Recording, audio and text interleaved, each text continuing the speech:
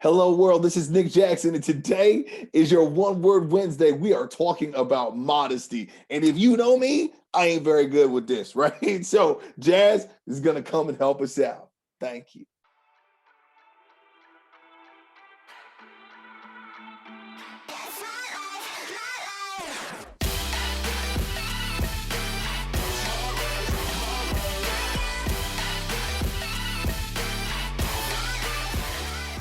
So, everybody, this is Jasmine Tangi. She's our executive assistant. She's been here for like a while now, and she's absolutely killing it.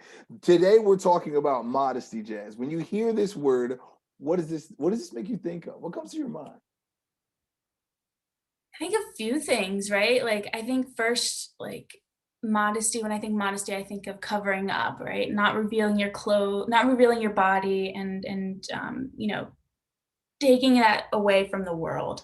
And I think that's what a lot of us think about when we think of modesty. I think of school and dress codes and girls can't show their shoulders because boys will get distracted. And I've had countless friends get sent to the principal's office because they were like, it's just my shoulder. Like these guys are wearing nothing almost. And so that's the first thing I think of. But then when I really like dig down and think of like modesty, being unassuming, kind of like all of that, I think of being able to show up to a conversation without luring anything over somebody, right? Without saying I have the best clothes or I have the best car or I look at all my achievements, right? Like not saying you need to bow down to me, but rather saying like I'm human and you're human and let's connect. Man, I remember I was in Charleston, South Carolina, and I'm at this reggae artist who I absolutely love, right? And I'm sitting here, I'm talking to this guy, we're going back and forth, and I'll never forget when he said, "Hey, I just want you to know that I can't drive my car through downtown Charleston because if I drive what I own, I may offend the people that are buying my music. And so, or it might offend the law officers in my area, or it might offend people have actually thought that I've stolen my own car. I gotta be modest. And I was like, no, don't be modest. Like floss, enjoy yourself, enjoy your chain, enjoy your car, enjoy your whatever, right? But I noticed something. There was this piece of fear. Do you Mhm. recognize that like modesty has this like this taste, this little gram of fear with it? Yeah, modesty is like there's this shame of like I can't show you what I have because I don't want to hurt you or it's not right. I have to be humble about all the things that I've achieved. But I think we can take modesty to this another level of like I'm not hiding anything from you. I'm showing up into this space with you where like I don't have to flaunt my stuff because if I flaunt it, it means I'm kind of insecure about it, right? And like, I'm not, right? I want to show up and I want to share stories with you. And I want to tell you my failures instead of my successes and how I learned from them and grew. And like, I want to know what's up with you. How's your life going? What are you doing? Um, and so, yeah, what does But modesty but I mean to got you, to tell you though, right? Like if you're trying to be modest, right? Nick? Doesn't that put you in a situation where you're underneath people?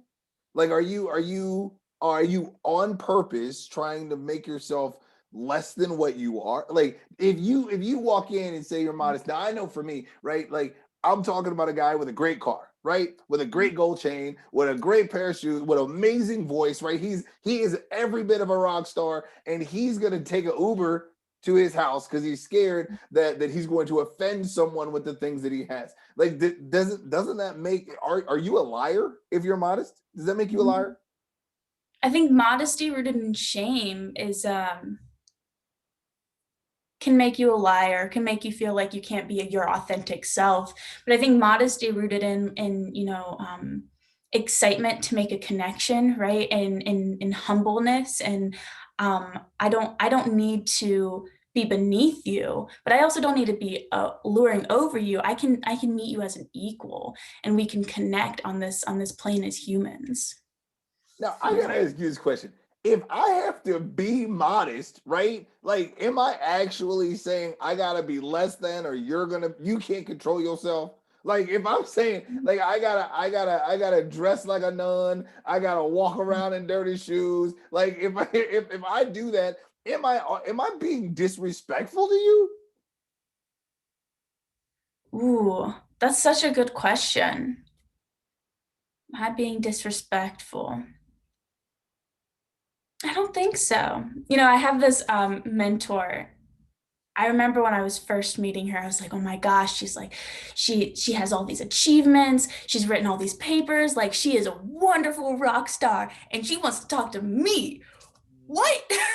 I remember walking into her office and being like, "I'm not worth it, right? Like I'm not worth being in front of her. Like I don't know how to act. This woman is amazing."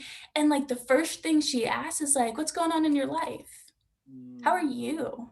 What do you think about this?" And she met me in this place where like I wasn't beneath her, right? And she knows her worth, right? She has all of these things behind her, but she wanted to know about me. And that was like such a powerful moment. I was like, "Oh wow. Like I know all these achievements about you." And I remember meeting you and being like, "This dude, whoo, I'm meeting this rock star, right?" And you're like, no, I'm meeting a person, and for them to be authentic and then to not, lure all that over me means that I could bring my most authentic self to the table. And instead of, being ashamed of my achievements, I want to celebrate those with you. I want to relish in that excitement with you. It's so crazy for me, right? Because like I don't think I'm a rock star. I feel like if anything, I'm kicking rocks, right? I am not a rock star. I am happy. I don't even think it's modesty. It doesn't even feel modesty because the state of being unassuming, like, is the definition of modesty, right? Is like is actually who I am.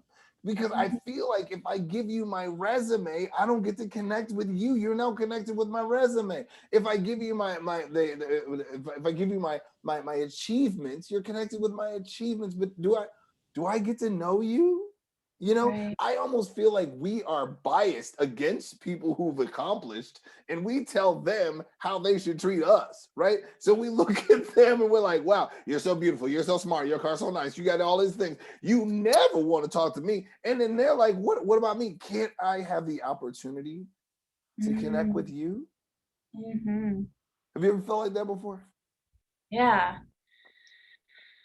Yeah, I mean, I think there's so many things, right? When you know somebody's achievements, or and you see this happen when fans meet, their most favorite celebrity. They're like, I don't know what to say. Like, you're just amazing, and I'm nothing. And oh my gosh, like, man, there's nothing more fulfilling than just being able to say, like, regardless of what I've done, regardless of what I have, that's not me, right? That's not who I am. Like, I want to meet you where I am, and I want to meet you where you are, and let's connect and let's tell stories and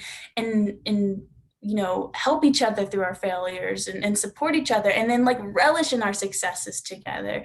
And yeah, man, And what you love. said before about being able to connect, when you were talking in the beginning, like when you were talking about your mentor and how your mentor was on this level and you're on that level, when people say it's lonely on the top, like, do you recognize that that's what they talking about?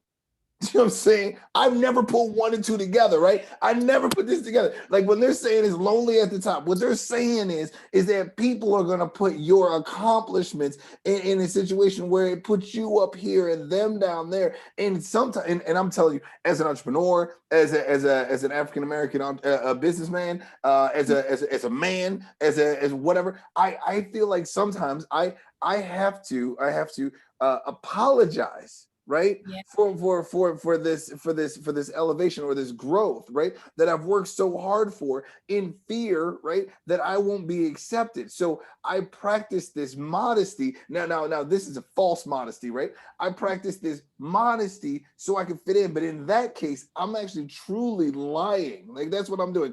I'm actually putting myself down to fit in with someone else, and that's a disrespect even to do that. But then on the times where I'm like, I don't need to have my resume. I could be like your mentor and ask you how you're doing and just love on you. Like I can ask you questions and I can listen to you, and like I can allow you to accept me and I can allow Mhm. myself to accept you. Now that's true modesty. What do you Yeah. think? Oh, for sure. I totally agree. It's about that connection.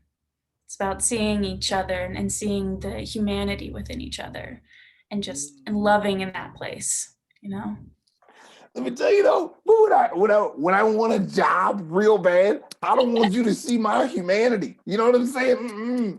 Give you a piece of paper, look at everything cool I've done. You like Yeah, it? yes. Leave. Have you seen me? Come on. I would love me. Yes, Yes. that's so crazy. Like there's certain times where you want to put your best foot forward, you Mhm. know? And then there's other times where you just want to sit down.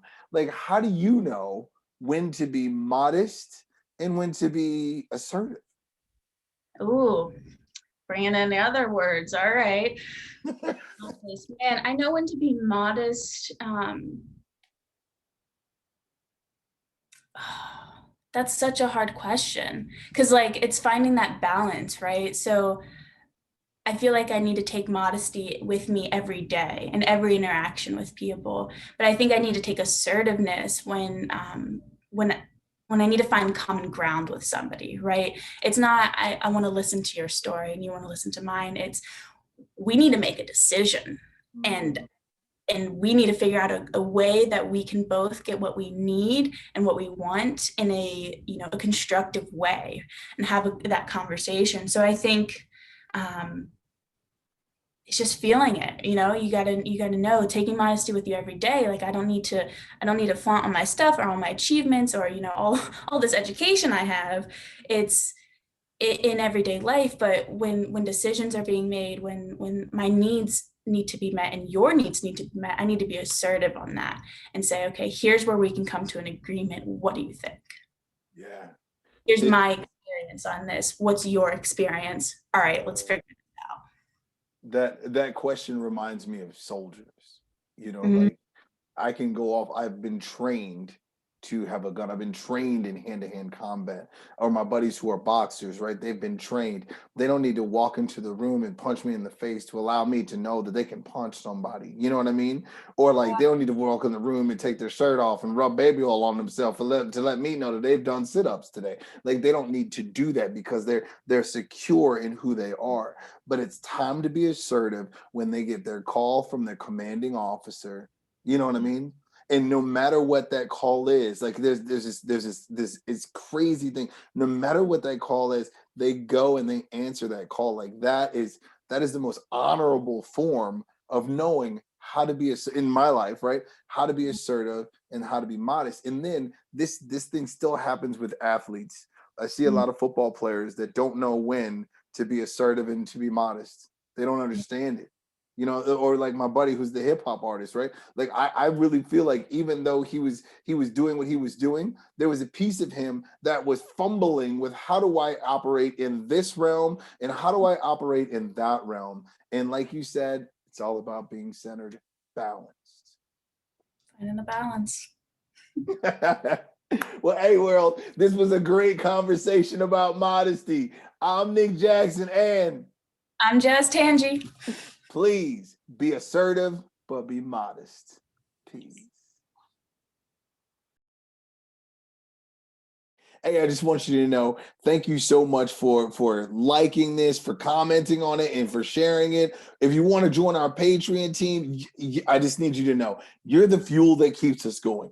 Thank you so much for being our fuel, for supporting us. But even more than that, thank you for speaking love back to your recording.